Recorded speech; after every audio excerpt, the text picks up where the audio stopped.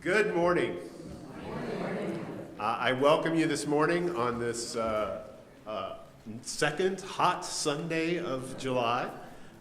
Glad to be with you together. You may notice in the room, I am very pleased to say it is relatively cool, all things considered. If you haven't heard, only one of the two units is working. As a result of the power problems last week, there's a part that needs to be replaced. So let's cross our fingers that the second vendor coming this week will actually have the part in stock so that we can get back to the comfort of air conditioning for the remainder of July.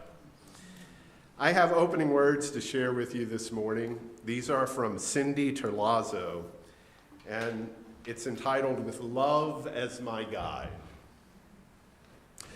Amidst the swirl of life's challenges, fears, and even moments of crisis, I make time to gaze at the night sky, to see the vastness there, and to remember that this moment in time is but a flicker, not an inconsequential flicker, for what I do now and think now does matter. My work, though, is to let the debris of the world pass by while I anchor myself to what I know is true. Love, kindness, compassion, and caring for this precious life, this precious planet, and all that call this place home. This is my North Star. With love as my guide, what could possibly go wrong?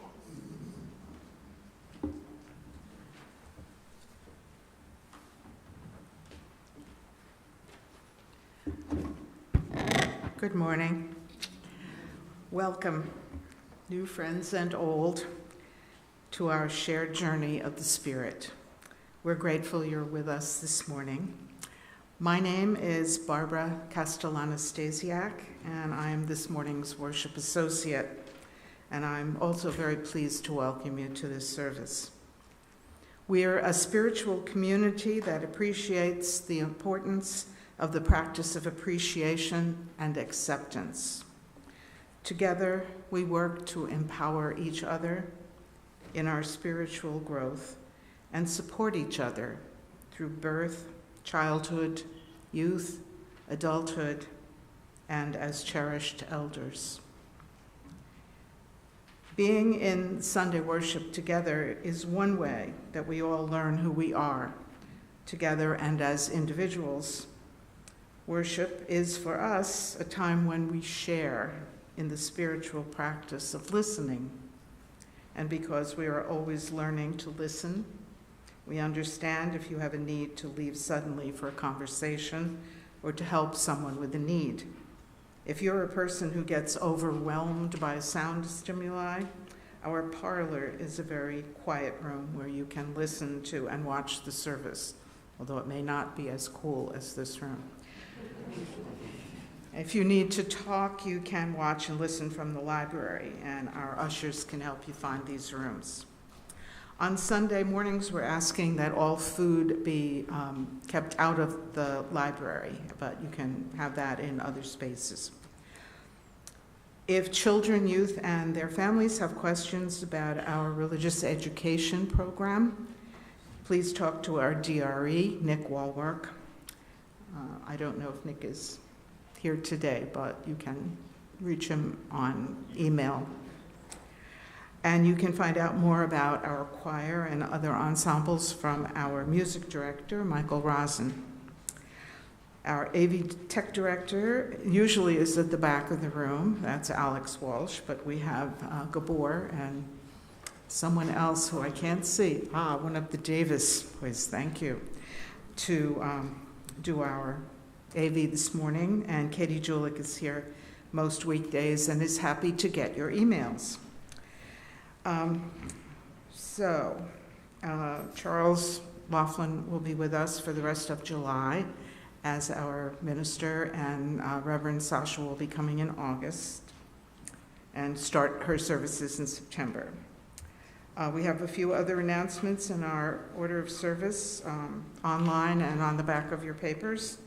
And I'm going to just go through them quickly. We have one extra that's not on your paper, and that's that in the terrace room you can stop by the table and write out a caring card for various members of the congregation. Say hi to Barbara Lucas Chin, one of the other Barbaras, who will be staffing the table this morning. And you can sign a card out there. Today, following the service, mindfulness meditation will be meeting in the meditation room at 11:30. That's up on the third floor. Tomorrow, the 15th, the book club will be meeting to discuss Remarkably Bright Creatures at 1:30. All are welcome. And also tomorrow night, GAMIC will be hosting a discussion about Project 2025 and its impact on the LGBTQIA+ community. And all are welcome to be part of that. And July 21st, which I think is next weekend, our fellowship will have a table at Diversity Day on the Morristown Green, and you can volunteer to help to staff that, reaching out to welcome@muff.org. So the rest of the announcements you can read on the back of the printed order of service. And now we will begin.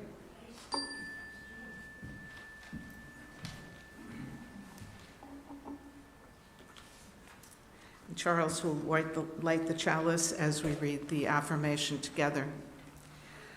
Love is the spirit of this fellowship, and service is its law. This is our great covenant, to dwell together in peace, to seek the truth in love, and to help one another.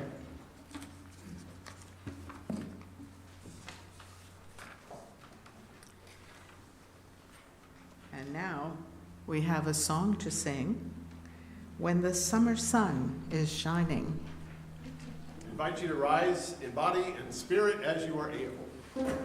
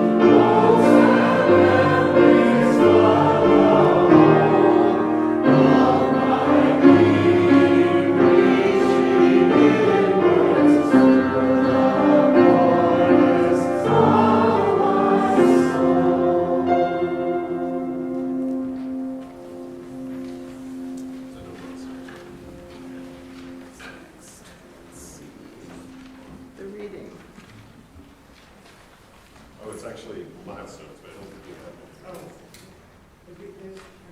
Oh, I'm sorry. I will do that. Sorry.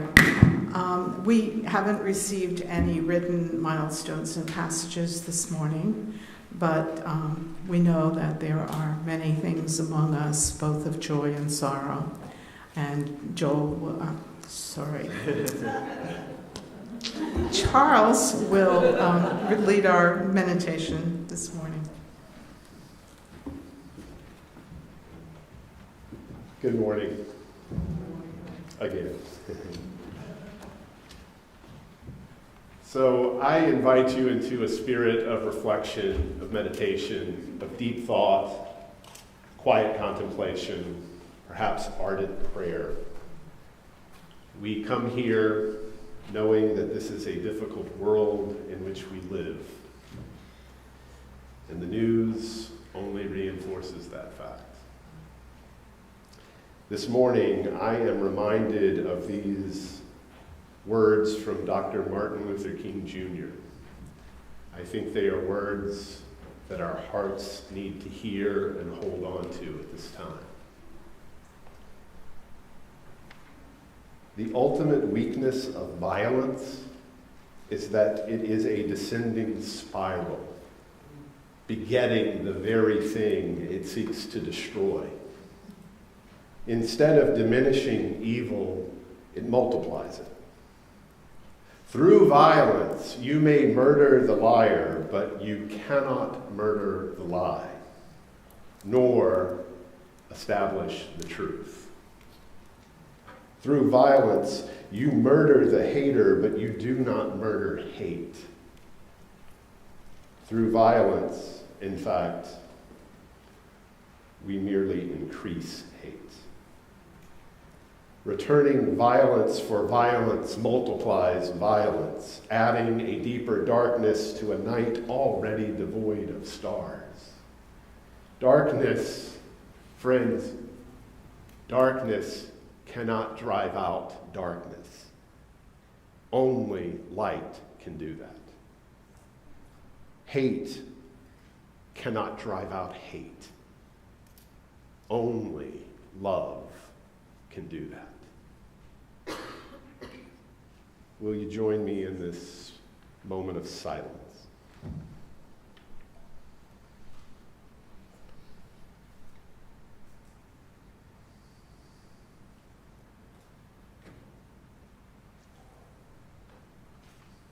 Beloved Spirit of life,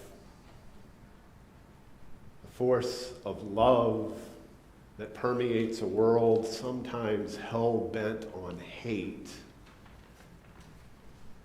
we pause once again because we don't know what to do.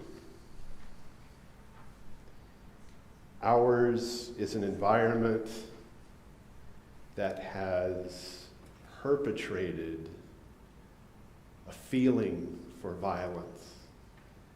It has perpetrated actions that take us to the darkest parts of our nature. Spirit of life, we are of one accord this morning when we say that violence is not the way. We unequivocally deny it. We abhor it. We will seek a better path. But Spirit, we are already weary. And we know that the days and the weeks to come will be more complex now because of hate. Help us to find the place in our hearts, even in this moment, to live seriously the call of Dr. King. Not to respond to violence with violence, not to respond to hate with hate, but to seek the better parts of our nature, knowing that only love can drive out hate. Only love can drive out darkness. We know it is not easy. We know that difficult days lie ahead. But we also know our truth. We know what is important. We know the world we want to bring into being. Help us as we try to do this together. And all that we hold holy, sacred, we pray. Amen.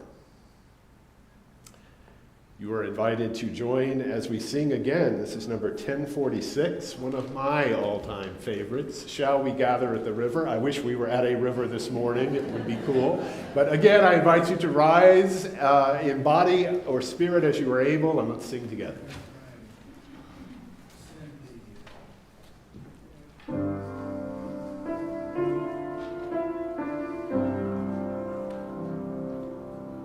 Shall we gather at the river, where bright angels lead us on,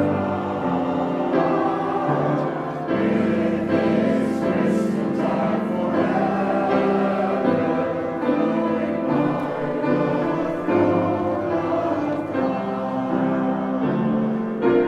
Yes, we'll gather at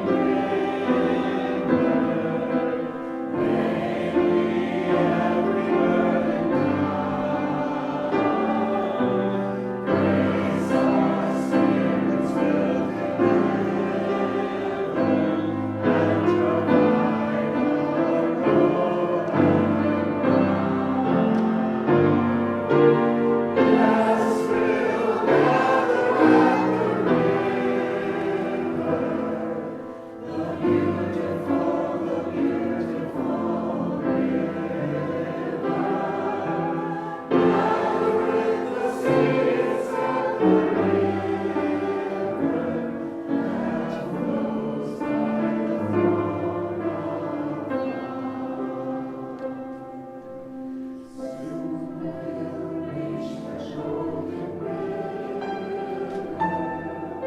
river.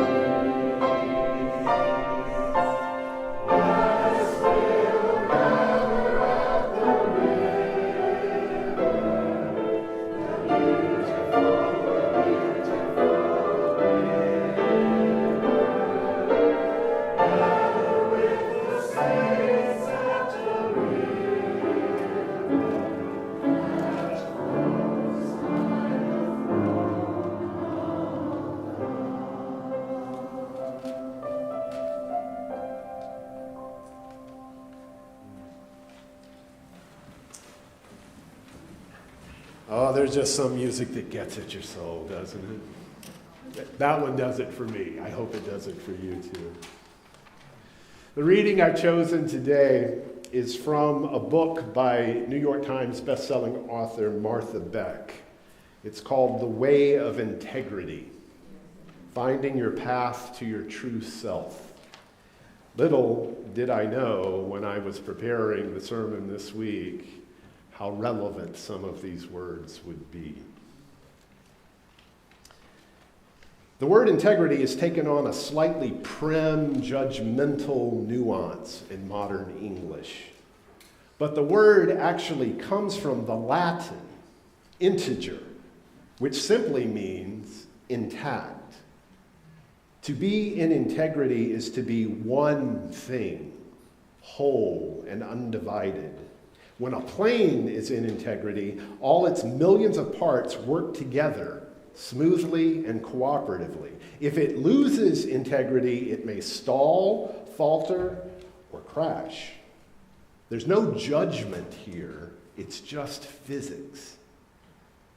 When you experience unity of intention, fascination, and purpose, you live joyfully, doing what feels truest in each moment. Tragically, many people go their whole lives without ever learning this, never experiencing the joyful ease that comes with full integrity. Some of these folks are massively misaligned, their lives an endless string of failures and crushed dreams. Your own life is probably somewhere between utterly blissful and completely wrecked. You have a vague sense of purpose which you hope to follow someday. Though your job isn't perfect, it's good enough. And your relationships are fine, mostly. You don't feel bad, just vaguely anxious, uncomfortable, and disappointed. And there's nothing defective about you. At the deepest level, you know what makes you happy and how to create your best possible life. That knowledge is coded into your very nature, but your nature is forever colliding with a force that can tear it apart. Culture. By culture, I'm talking about any set of social standards that shapes the way people think and act. Humans create elaborate cultures because we are intensely social beings, dependent on the goodwill of others from the moment we're born. We also have an enormous capacity to absorb and replicate the behavior of the people around us. From childhood, we learn exactly how to win approval and belonging in our particular cultural context. We act bubbly, quiet, or brave to please our families. We immediately begin to like whatever our friends say they like. But in this rush to conform, we often end up ignoring or overruling our genuine feelings in order to please our culture. At that point, we're divided against ourselves. We aren't in integrity, one thing, but in duplicity, two things, maybe even multiplicity, maybe multiple things. We abandon our true nature and we become pawns of culture. If you've ever found yourself snapping at someone you dearly love or sitting down to complete a work project only to spend 5 hours shopping online, it's probably because you're internally divided. You're trying to act in ways that don't feel right to you at the deepest level. Emotionally, we feel grumpy, sad, or numb. Physically, our immune systems and muscles weaken. We might even get sick. And even if we don't, our energy flattens. Mentally, we lose focus and clarity. That's how it feels to be out of integrity. Integrity is the cure for unhappiness. Period.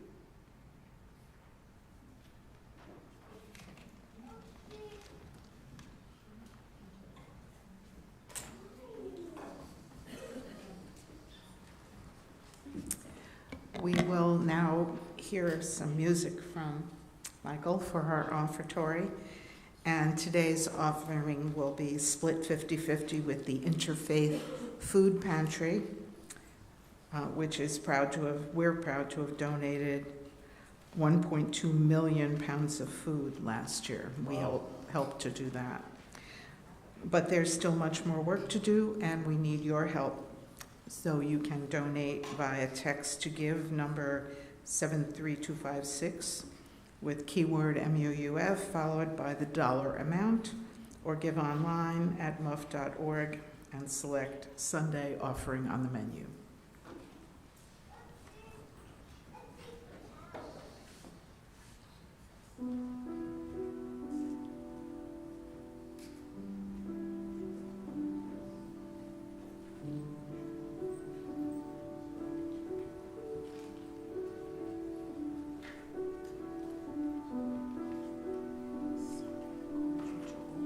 I guess I'm as bad as Joe Biden's to get in the wrong way. Zelensky.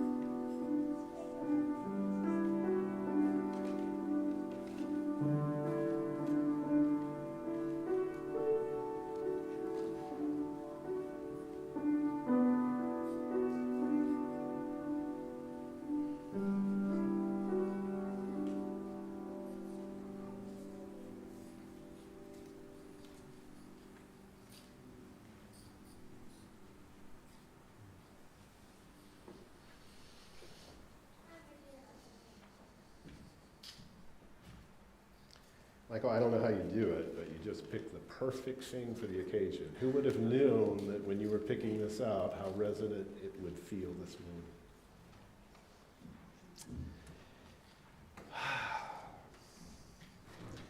So when my phone started going off with wild alarms yesterday evening, and I started to key into the news that was happening, I had an interesting question that often faces ministers in a situation like this.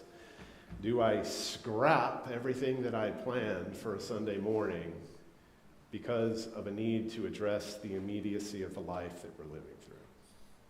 Sometimes that happens. Sometimes the message needs to change. We need to be responsive to what's going on.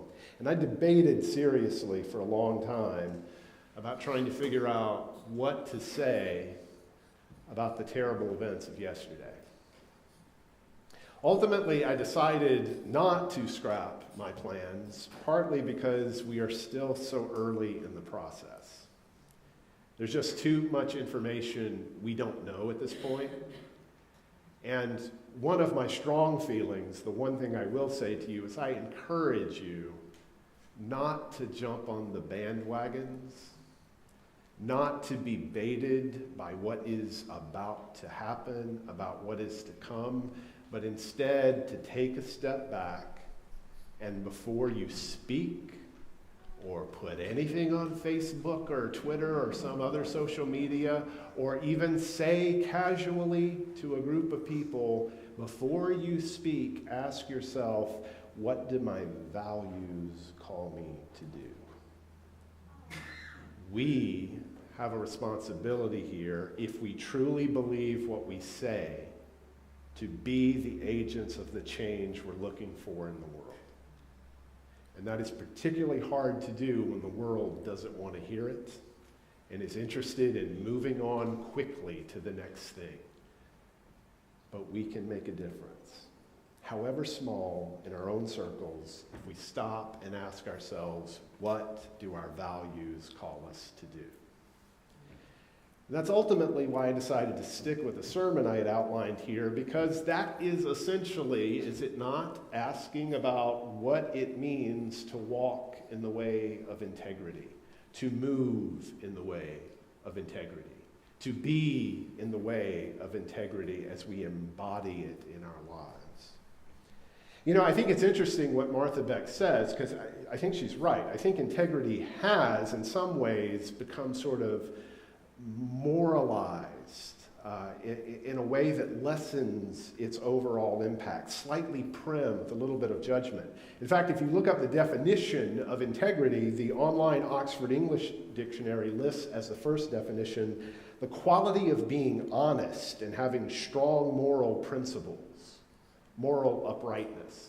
Now, that's fine and good, but isn't there something about that in the very definition we hear, yeah, but how real is that? It's easy to dismiss integrity as a moral failing that only the saints among us could possibly live into. And doing so, I think, is a huge mistake. I think Beck's asking us to consider the Latin root is really illuminating. Right? So again, it's the word integer, right, that integrity comes from. Integer is something that is intact, it is whole, it is undivided. Many of us learn as children about integers in the realm of mathematics, right? And what are integers? Integers are whole numbers. Nothing extra, no fractions, no decimals. They are complete and intact. 1, 2, 3, 4. For something to have integrity, it has to be whole. It has to be its true self. It has to be undivided.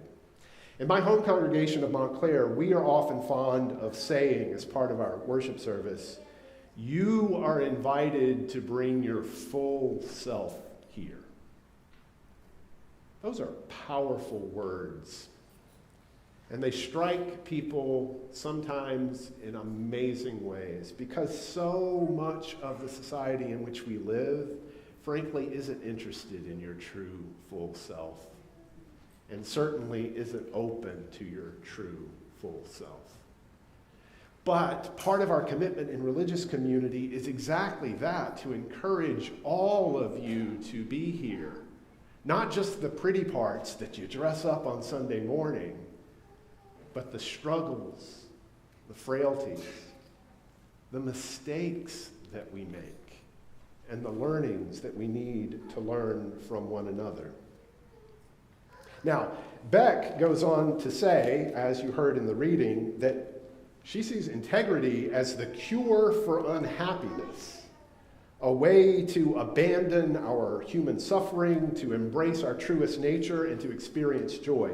Now, those are some pretty big claims. But putting that aside for a moment, what does the way of integrity actually look like at all? What does it mean to say that we are looking for the way of integrity? Now, in her book, what Beck does, which is sort of brilliant, she uses Dante's Divine Comedy as the metaphorical context for explaining what she means by integrity. Divine Comedy, you probably heard of that, right? It's that narrative poem written in the early 1300s by Dante Alighieri. It's considered one of the preeminent works of Italian literature. And as you may recall, the story of the Divine Comedy is the story of Dante's allegorical journey that takes him through hell and then through purgatory and then ultimately to heaven or paradise. And what Beck applies to Dante's story is a psychological analysis to this 14th century allegory to uncover what she says are foundational truths that resonate beyond any specific poem. She says that Dante, whether intentionally or unintentionally, has uncovered a path for healing our wounds and for restoring us to integrity. So, the way of integrity follows Dante's four-stage journey. I'm assuming most of you probably don't remember a whole lot about the Divine Comedy. But to set the stage, the four places where the Divine Comedy takes place, it begins in something called the Dark Wood of Error. Then, after traversing and learning in the Dark Wood of Error, Dante will end up in the Inferno, hell itself. And after those travails, Dante will eventually find his way to purgatory. Purgatory means cleansing, the burning away of everything that is non-essential for those of you who may have a Catholic background.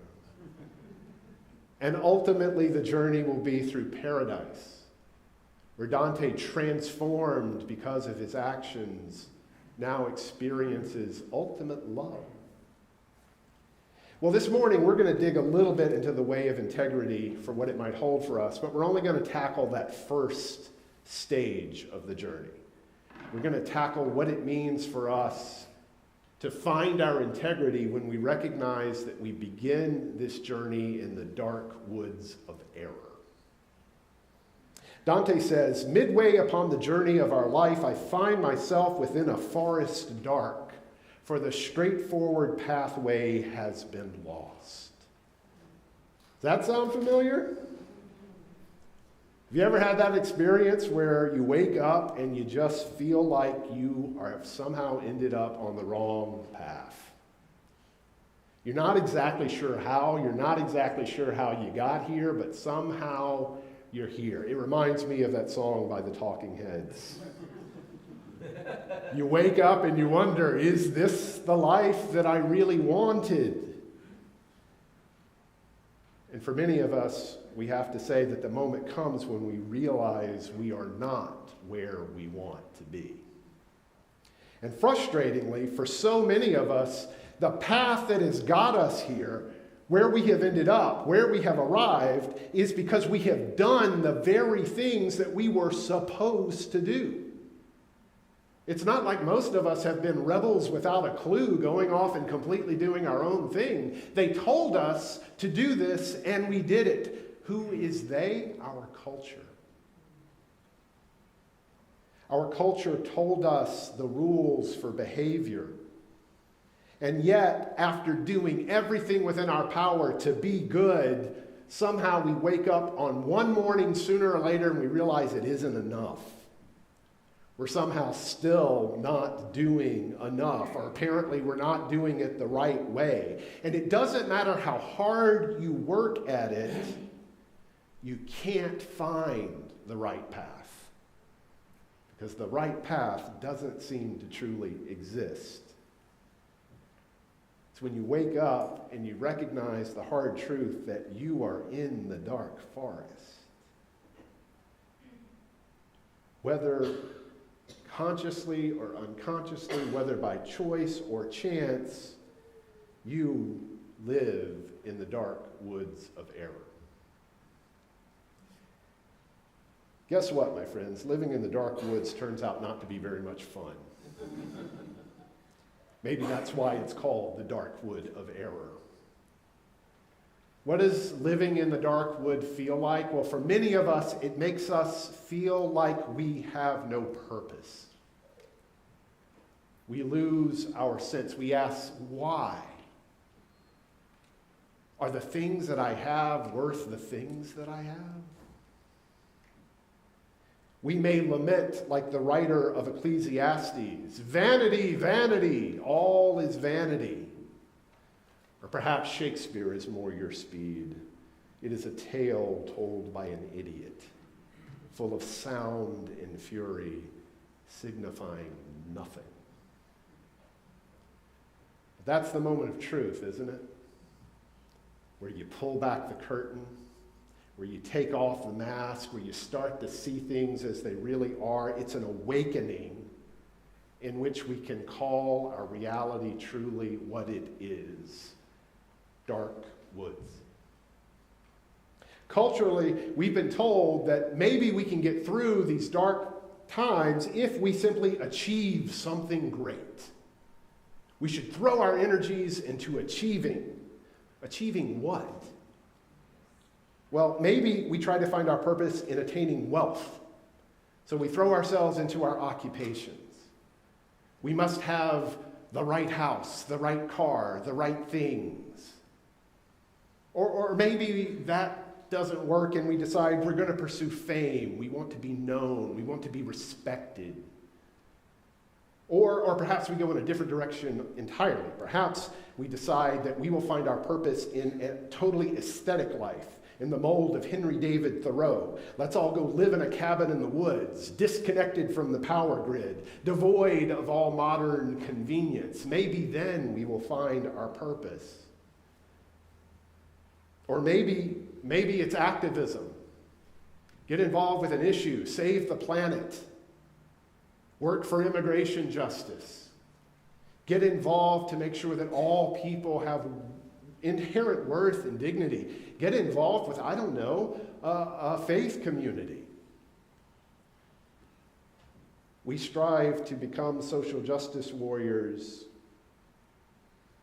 to save the planet, and yet that doesn't free us from the dark woods of error. Well, maybe you say, I must turn to my art. I must express myself. I must become a painter or a sculptor, or maybe you are a writer or a filmmaker, or maybe you are a philosopher. You throw yourselves into an art of some sort. Now, I want to be clear. None of the things that we're talking about here are inherently bad. It's not bad to have a purpose, to have a direction. And for some lucky few, it may be that we end up on a path where the purpose we have chosen actually aligns with our truest purpose in life, and we find some measure of integrity. But for so many of us, the pursuits don't end up with a feeling of purpose. And here's the thing. Even if you're good at what you've chosen to do, you may find that it's not very fulfilling in the end. How many people do you know who are successful but miserable? Beck would say that part of this comes from our tendency to try to find our purpose in what other people think has purpose. When we follow those cultural norms that tell us what to value, how to fit in, how to be accepted. She would say that when we ignore our own calling, our own sense of integrity, our own purpose, that is when we are most likely to find ourselves in the dark woods of error. This can happen at any point in our lives. It can happen when you're 20. It can happen when you're 40. It can happen when you're 70. You may wake up one day having thought that everything was good, but suddenly, even if it was, it isn't working anymore. You're no longer following your integrity. You're no longer living into your truth. It's that feeling when you just realize there's no there. When you look at this life that you've surrounded yourself with, each of us, and we say, what's the point of all of that? Being lost in the dark woods can leave us longing for purpose. But here's the thing, friends. If that weren't enough, if it weren't bad enough that we just wake up and realize we're not in the place where we want to be, the dark woods are dangerous. Dante's dark woods are filled with dangerous beasts. He encounters them one after the other. There's a ravenous leopard whose appetite can never be satisfied. There's a lion that instills him with absolute terror. Dante encounters a wolf that fills him with so much dread and panic that he doesn't know what to do at all. See, that's the thing about being in the dark woods of error. Not only may we find ourselves lacking purpose, we may find ourselves subject to deep emotional suffering. The beasts of our suffering may vary for us, but they are there. These metaphorical beasts in your own dark woods can have many names. Maybe you call it anxiety. Maybe you call it depression. Maybe you call it panic. Maybe you call it, I don't know, election 2024. Sometimes it shows up in very non-productive, unhealthy, damaging ways. Sometimes it shows up as hostility, where we find ourselves hurting the very people we love the most in the world. Not because we want to do that, but because something inside us knows things are off. And so the anger that we feel manifests itself in hurtful ways. We are out of step with integrity, so we may find ourselves in deep distress. There are so many ways the dark woods of error manifest. Living outside your integrity, it can compromise your physical health, it can compromise your relationships, it can compromise your professional and personal lives. And Beck believes that our integrity is the only thing that can call us back. But knowing what to do when we're feeling lost and can't conceive of what is next can be very frustrating and very lonely. But sometimes that's the point we have to reach. Sometimes we have to come to that moment of awareness in the middle of the dark forest and admit the truth that we're lost. That no matter what we've tried, we can't find our way out. Because until we accept the reality of our situation, we are doomed to repeat the same mistakes.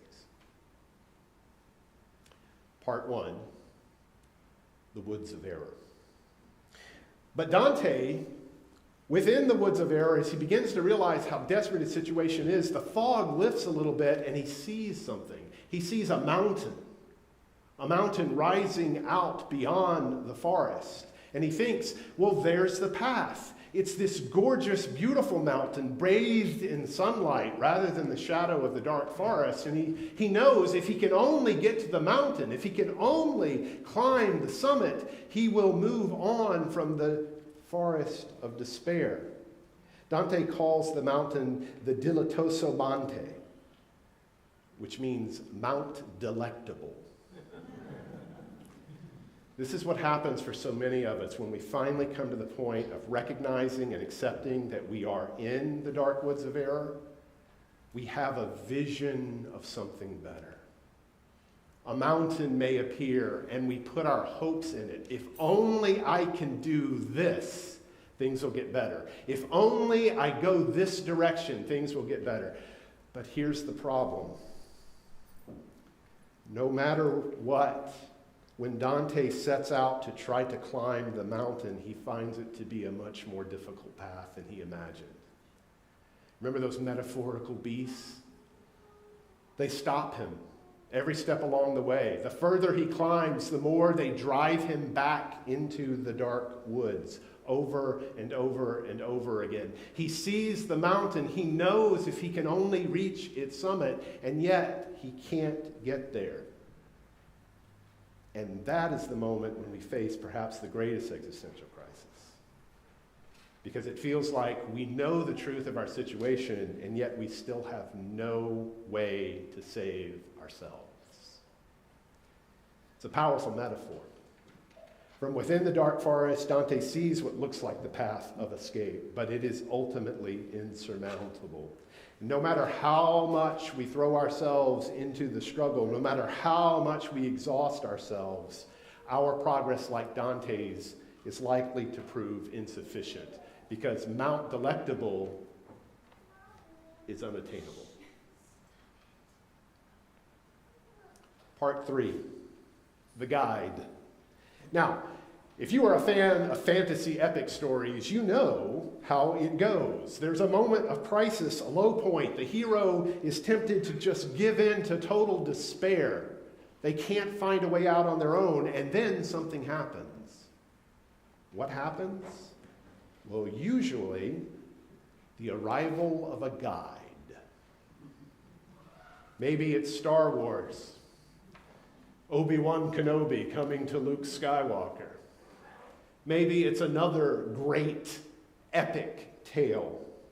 For Dante, the guide that he finds is the ghost of the poet Virgil.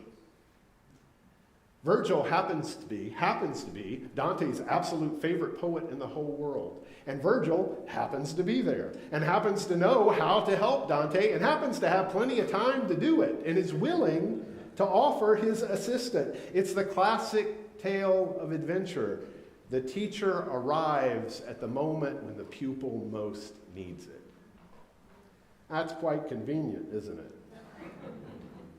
Virgil knows exactly where Dante needs to go and can help him get there. But does real life work that way? Is real life like a fantasy epic? Well, perhaps sometimes it is. Have you ever had the experience of discovering at the very moment of crisis, when you most need something to help you, that the universe shows up, that a teacher is there?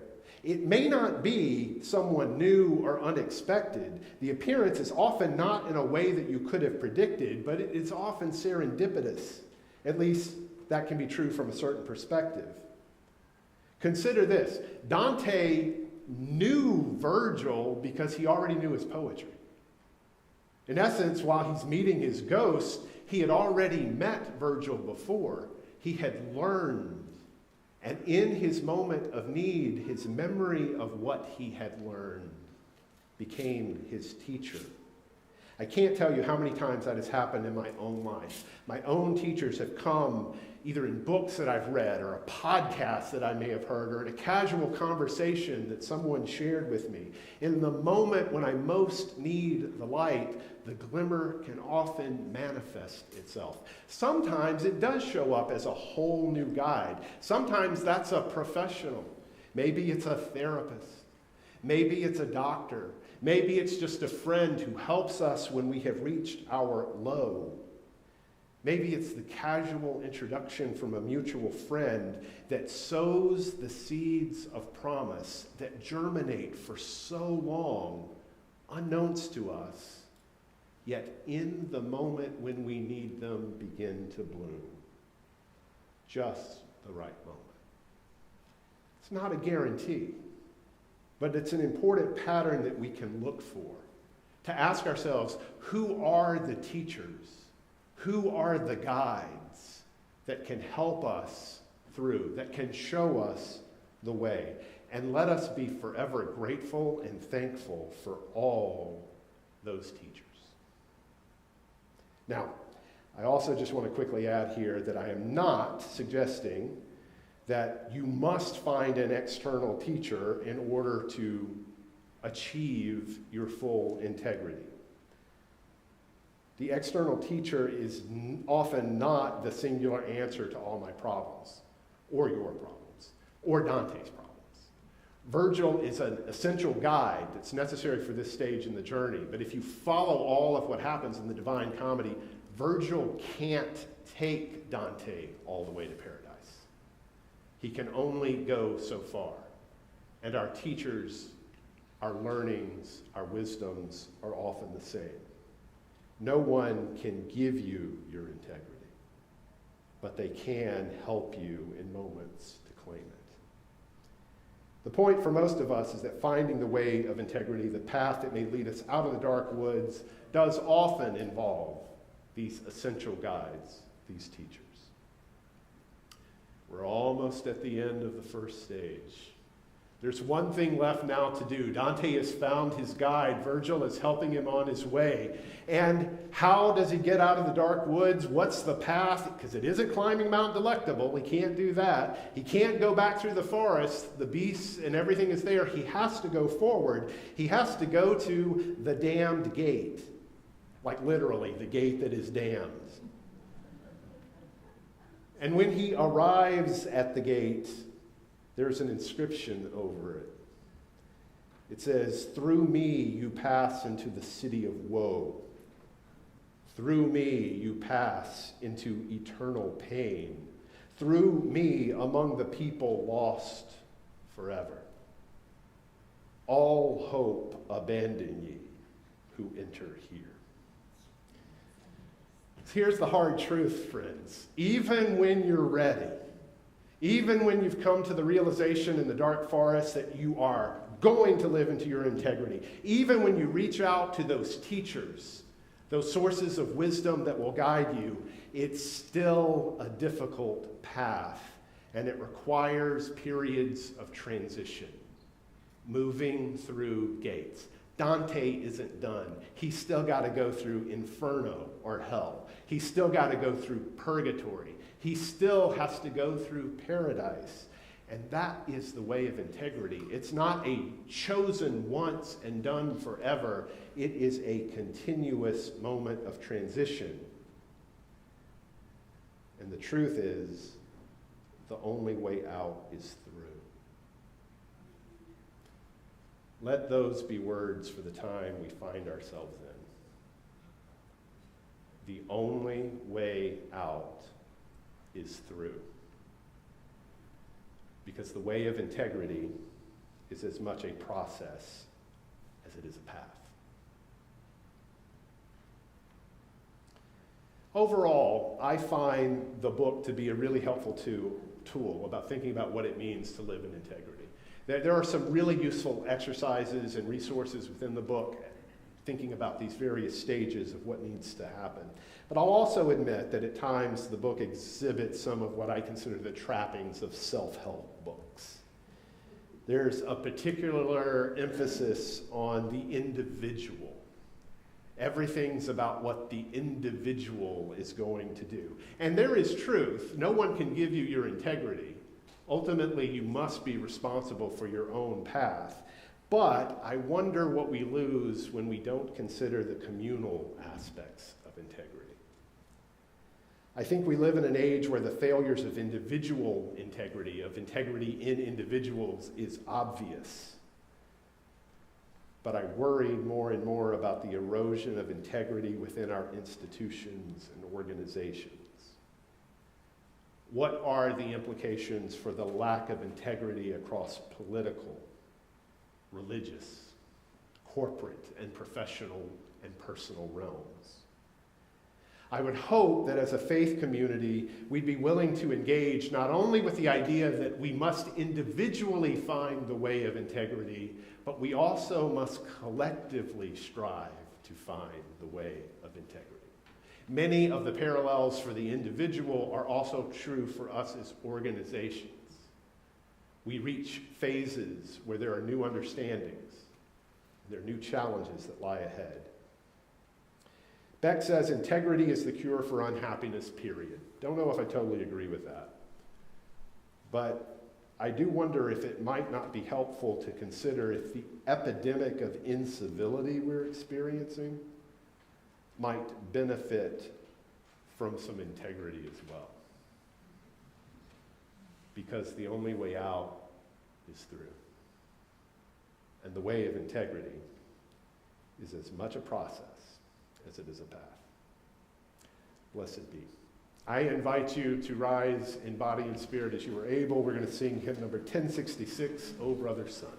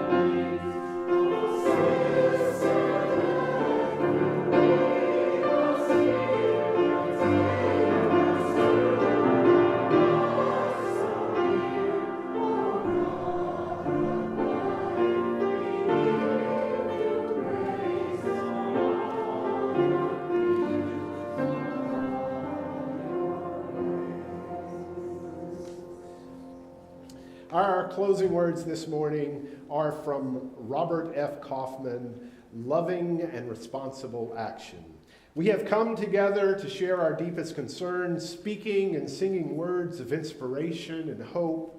We've committed ourselves to do what we can to ease the burden of those who suffer, ourselves included, to stand for decency and compassion. We have pledged to work for a more wholesome environment for us and for all the generations that will follow. But these are just words. The hymns we sing are just songs. All our reflections are just idle thoughts. When we convert them all into loving and responsible action throughout the week, then, and only then, will this morning become what we want it to be, a time of worship. Blessed be, friends. Go in peace.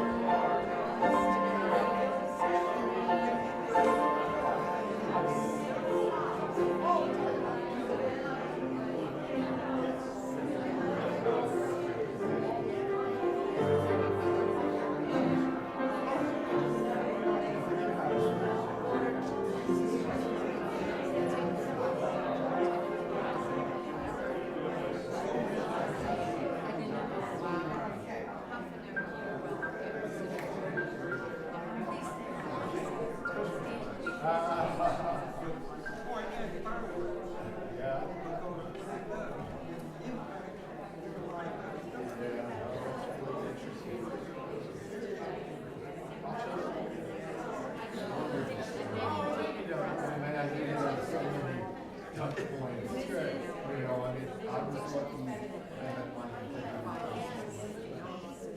and that was